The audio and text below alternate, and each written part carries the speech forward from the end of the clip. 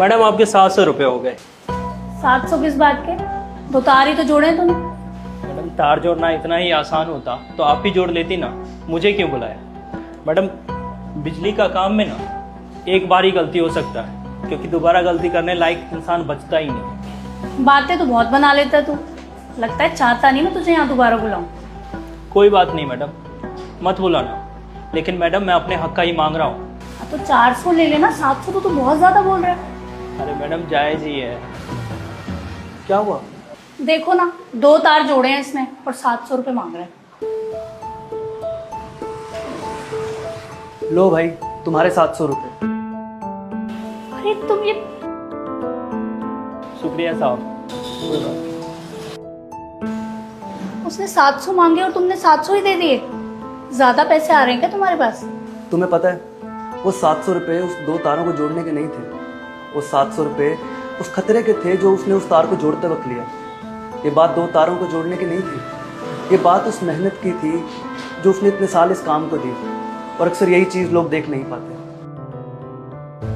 अब हम डॉक्टर भी कब पढ़ाई शुरू करते हैं और कितने सालों के बाद जाकर हम डॉक्टर बनते हैं, और ये लोग भी कब से काम सीखते हैं, फिर जाके कहीं ये चीज़ें समझ आने लगती हैं। अब तुम खुद सोचो, तुम सारा दिन घर संभालती हो, बच्चों को संभालती हो, मेरे भी काम संभालती हो जो मुझे करने वाले होते हैं।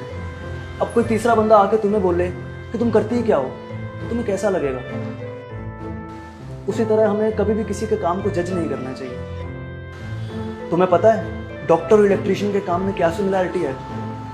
किसी पेशेंट को गलत दवाई देने से उस पेशेंट की जान भी जा सकती है, और एक गलत तार का कनेक्शन लाइफ थ्रेटनिंग भी हो सकता है।